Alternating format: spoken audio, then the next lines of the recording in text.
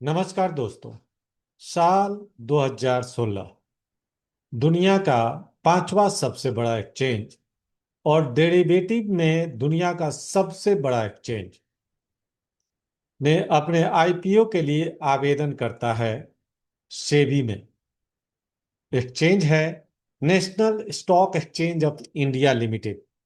जब सेबी में इस एक्सचेंज ने अपने आईपीओ इशू करने के लिए आवेदन किया तो आवेदन करने के साथ ही एक रेगुलेटरी नॉन कंप्लायंस और कानूनी पचड़े में फंस जाता है, कानूनी विवाद में फंस जाता है, जिसके वजह से आज कम से कम 9 से 10 साल इसको लग जाते हैं इस विवाद को सेटल करने और फिर से आईपीओ लाने में।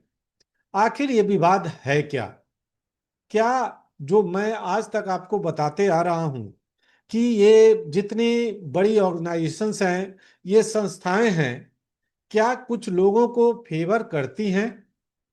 तो इसी से रिलेटेड ये एनएससी विवाद है, जिसके वजह से 10 साल लग गए आईपीओ लाने में।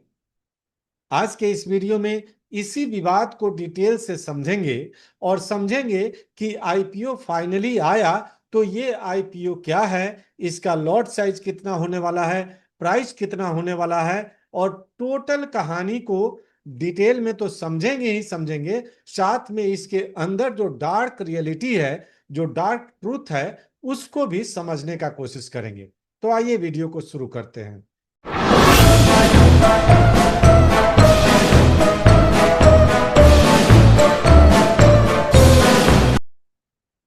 दोस्तों, 2016 में जब एनएससी ने सेबी में अपना रेड हेरिंग प्रोस्पेक्टस फाइल किया तो विवाद हो गया।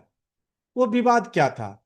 विवाद ये था कि एनएससी कुछ सेलेक्टेड ब्रोकर हाउसेस को प्रिविलेज देता है। वो प्रिविलेज क्या हो सकता है? तो डाटा एक्सेस में प्रायोरिटी, मतलब वो थोड़े पहले डाटा एक्सेस कर सकते हैं। आप कहेंगे कि ये कैसे हो सकता है? तो ये बिल्कुल हो सकता है।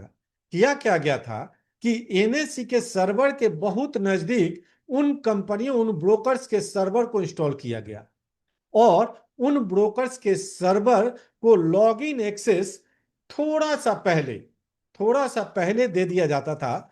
और ये थोड़ा सा पहले लॉगिन एक्सेस अगर माइक्रो सेकेंड में भी लॉगिन एक्सेस में प्रायोरिटी दी गई, उसको अगर एडवांटेज मिल जाता है तो करोड़ों में प्रॉफिट होता है। इस तरह के ब्रोकर हाउसेज जैसे ओपीजी सिक्योरिटी, इसके अलावे कई ब्रोकर हाउसेस थे जिनको ये प्रिविलेज मिला।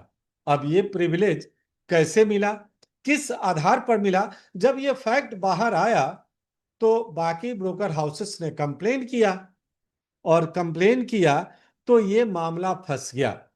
चूंकि ओपीजी सिक्योरिटीज और इसके जैसे बाकी जो ब्रोकर थे वो अल्गो ट्रेडिंग करते थे, और अल्गो ट्रेडिंग में आप जानते हैं कि कंप्यूटर द्वारा ही एंट्री और एग्जिट किया जाता है ट्रेड में। तो जब आप ट्रेड में एग्जिट और एंट्री मशीन के द्वारा करेंगे तो जाहिर सी बात है कि माइक्रो सेकेंड भी आपको बहुत एडवांटेज दिला सकता है। और यही केस बना अनफेयर एडवांटेज का। और ये केस इतना संगीन बना कि उस टाइम के एनएससी के सीईओ और एमडी चित्रा रामाकृष्णा जेल भी गई, और आज तक उन पर करप्शन के केस चल रहे हैं। इसके अलावे कई एनएससी के अधिकारियों पर ये करप्शन के केस चल रहे हैं। तो अब आप समझ सकते हैं कि इन संस्थाओं में किस तरह का खेल होता है। हालांकि इसमें होता क्या है कि एक बंदर को फायदा मिला, दूसरे को नहीं मिला, तो वो काव काव करेंगे। बात यही हुआ कि ब्रोकरिंग या ब्रोकर हाउसेज जो हैं, ये खिलाड़ी हैं स्टॉक मार्केट के। अब किसी एक को एडवांटेज मिल रहा था, दूसरे को एडवांटेज नहीं मिल रहा था, तो कंप्लेन हुआ। अब इसमें अगर रिटेलर पिसते हैं, छोटे निवेशक हैं या छोटे ट्रेडर हैं, वो लोग फंसते हैं, तो फिर किसी को लेना देना नहीं है इसमें। जिसका जो लूट रहा है, जो बर्बाद हो रहा है, लोग सुसाइड भी करते हैं, इससे किसी को कोई मतलब नहीं है। अभी जो सीएएस बना है, सीएएस पर भी एक तुरंत वीडियो लाने वाला हूं। कमेंट में लिखिएगा सीएएस, डिटेल वीडियो लाऊंगा, आपको समझाऊंगा कि खेल कैसे होता है और कैसे बड़े प्लेयर को इन संस्थाओं द्वारा मदद की जाती है। अब आते हैं अपने कहानी पर दोस्तों। तो ये जो चित्रा रामाकृष्णा थी और इनके साथ बाकी जो एनएससी के बड़े बड़े अधिकारी थे, जो आज भी उन पर करप्शन के केसेस चल रहे हैं और जेल से घूम करके आ चुके हैं, इन पर केस बंद नहीं हुआ। तो फिर इस मामले के रहते ये एनएससी का केस का निपटारा कैसे हुआ? तो यहां पर आपको बता दूं कि एनएससी ने 1491 1491.21 करोड़ रुपीस सेबी को दिए सेटलमेंट के लिए। अब ये सेटलमेंट को के लिए सेबी को पैसा दिया गया, तो क्या ये कोई ब्राइब है? तो इसमें आपको बता दूं कि सेबी एक 1992 में बना था और इसमें एक प्रावधान बना था कि अगर इस तरह की कोई बात आती है तो जिन अधिकारियों पर, क्योंकि एनएससी तो एक संस्था है, वो तो एक बॉडी है, वो खुद तो काम करता नहीं है, काम करते हैं उसमें काम करने वाले लोग। तो उन लोगों पर जो करप्शन केसेस बन रहे हैं वो तो चलते रहेंगे, वो तो इससे बड़ी नहीं हो सकते। लेकिन अब एनएससी का क्या दोष? उनको हटा दिया गया और जो दूसरे आए इनको तो काम करने का फ्रीडम मिलना चाहिए ना।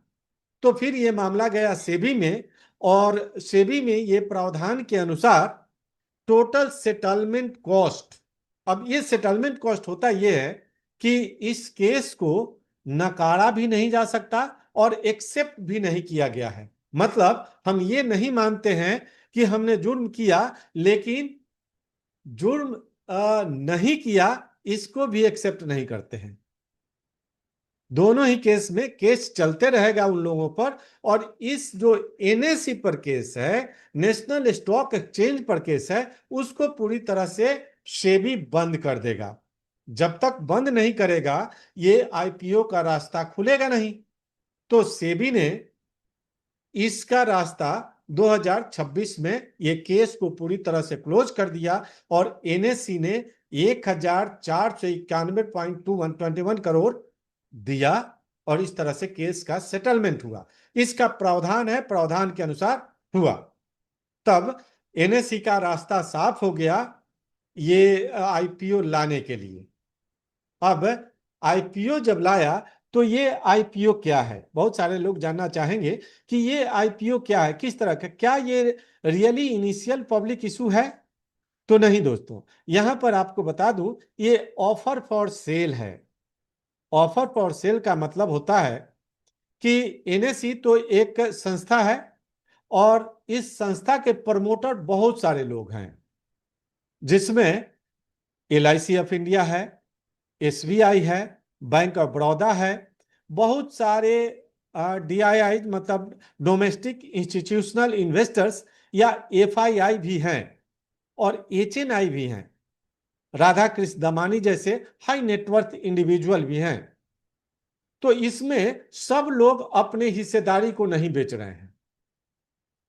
इसमें मेन तौर पर मुख्य रूप से एसबीआई 2.98% अपना होल्डिंग को बेच रहा है और इसी के तरह बैंक ऑफ बड़ौदा भी 1.58% कुछ बेच रहा है और बाकी जैसे एलआईसी वो अपना स्टेक नहीं बेच रहा है, राधा कृष्ण दमानी का कोई स्टेक नहीं बेचा जा रहा है।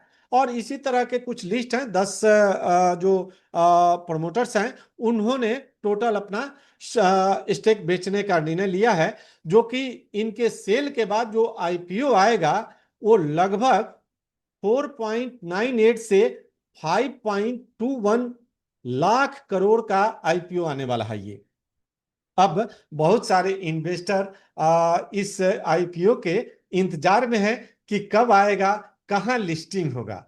तो मैं आपको बता दूं कि जैसे ये केस क्लियर हुआ और एनएससी ने रेड हेरिंग प्रोस्पेक्टस फाइल किया सेबी में, तो फाइल करते ही इसके जो एनएससी का ग्रे मार्केट में शेयर का प्राइस है वो काफी बढ़ गया। ग्रे मार्केट में शेयर का प्राइस आपको बता दूं, ये अनलिस्टेड शेयर होते हैं, मतलब जब तक शेयर लिस्ट नहीं होता है तब तक ऐसे मार्केट में बिकने लगता है, इसी को ग्रे मार्केट कहते हैं। और ग्रे मार्केट में अभी इसका रेट 2000 से 2100 के बीच में है। अब उस बेसिस पर आप देखें तो ये ग्रे मार्केट का रेट जो है प्राइस कैलकुलेशन में बहुत हेल्प करता है, और यही अंदाज लगाया जा रहा है कि एनएसई का आईपीओ जो आने वाला है उसका प्राइस 2000 से 2100 के बीच में होने वाला हो सकता है। मैं कोई दावा नहीं कर रहा हूं। अब अगर इसको प्राइस मान लें तो आपको लॉट साइज जो मिलने वाला है वो 14,000 से 15,000 के बीच में मिलने वाला है, और इस तरह से मैक्सिमम 7 शेयर का आपको लॉट साइज मिलेगा जो भी अप्लाई करते हैं। तो अब यहां पर क्लियर करना आवश्यक हो गया है कि एनएसई पर अब कोई केस नहीं है। जिन अधिकारियों पर केस चल रहा है उन पर केस चल रहा है, वो अभी भी करप्शन केस से बाहर नहीं आए हैं। वो सुप्रीम कोर्ट में और हाई कोर्ट में केसेस हैं जो कि ट्रायल चल रहे हैं, उन पर मुकदमे चल रहे हैं। एनएसई पर चलने वाले सारे केस फिलहाल के लिए सेबी ने बंद कर दिया है और सेटलमेंट कर लिया है, जिसका प्रावधान पहले से ही सेबी एक्ट में है।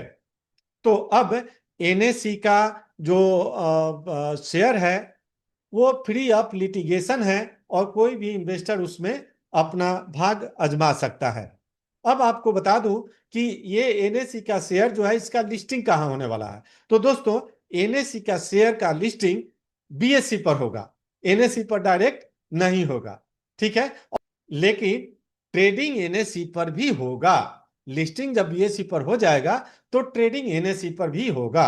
इस तरह से एनएसई के शेयर में, एनएसई के लिस्टिंग में अब किसी तरह का कोई अड़चन नहीं है। लेकिन डार्क रियलिटी भी आपको समझना चाहिए कि ये बड़ी इंस्टीट्यूशंस, बड़ी बड़ी कंपनियां किस तरह से खेल करती हैं, पैसे का कैसे हेरा फेरी होता है, ये सारी बातें आपको इस वीडियो में क्लियर हो गई होगी। मुझे उम्मीद है कि ये वीडियो आपको अच्छा लगा होगा। अगर अच्छा लगा हो तो वीडियो को लाइक कीजिएगा, चैनल को सब्सक्राइब कर लीजिएगा, और इसी तरह का फैक्ट से रिलेटेड आपको और वीडियो चाहिए तो कमेंट में लिखिएगा, मैं और भी इंटरेस्टिंग वीडियो लाऊंगा। धन्यवाद, नमस्कार।